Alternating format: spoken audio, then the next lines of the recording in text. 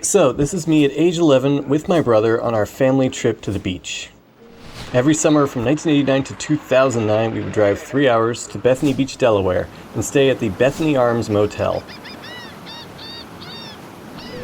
Bethany's a quiet and dinky town compared to nearby Ocean City and Rehoboth beaches. Our hotel was left over from the 1970s, and every year it got a little bit more run down. They finally demolished it in 2013, I think. Today it's a big modern Marriott that charges around $800 a night. The whole place has been gentrified, and the beach itself has been ruined by a big artificial dune. Anyway, we didn't care how run down the place got. It was right on the ocean, so we could spend every day lounging inside with the balcony open and the TV on, or playing outside on the beach. And in the evenings, we could walk right downstairs and get ice cream on the boardwalk. And I know that may all sound pretty mundane, but for that one glorious week, we really did have this carefree, dreamlike life of leisure.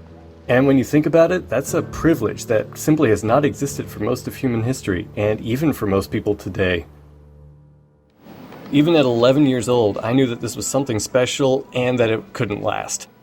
So I decided to try and capture it and preserve it somehow. I started to record as much as I could, every corner of the hotel, every angle of the boardwalk and the beach. Like, just listen to how excited I am here to find this angle of the souvenir store. Oh, this is the view I need.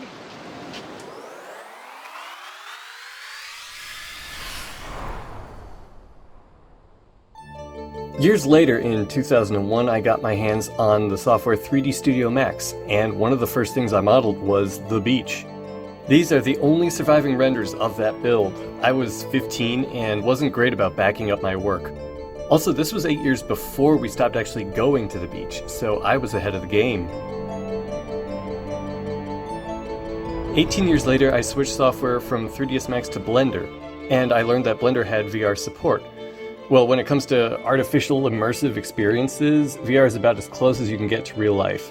Blender has a great real-time rendering engine that you can use while modeling, so it looks like you're manipulating real objects, but it only gets you so far, and I wanted this scene to be as realistic as possible, so I had to bake more advanced ray trace light calculations into light maps.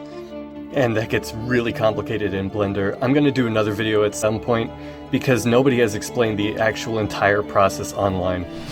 Here you can see the difference between having real-time render lighting versus the light maps. And it is actually smoother to run it with light maps because the real-time render engine doesn't have to do any lighting calculations on the fly.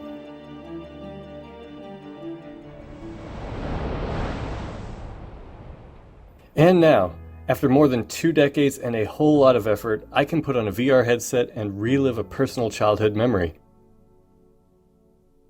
It's definitely not perfect. Currently, Blender's VR display has a terrible habit of crushing dark colors.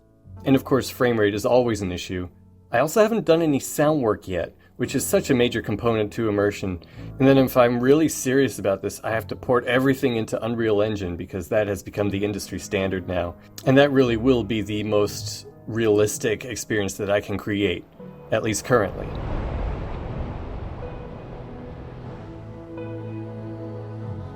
So I know that this video has been completely personal and self-serving, but I do think there's bigger implications here. I'm sure that you also have fond memories of a place or experience that no longer exists. Well, now it can be built and experienced with a level of clarity and immersion that just wasn't possible until recently.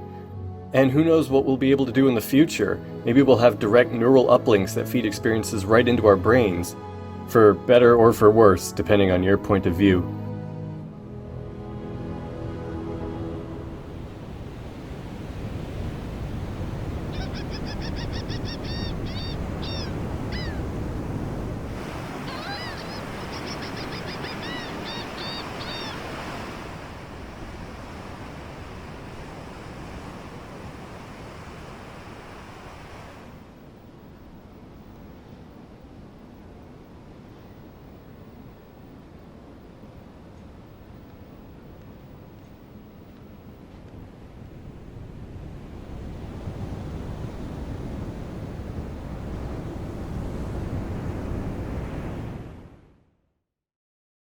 This video was sponsored by SquareVPN.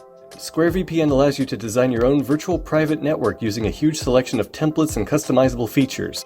Once you've built your VPN, you can reach out to YouTube content creators and see if they'll promote it in their videos.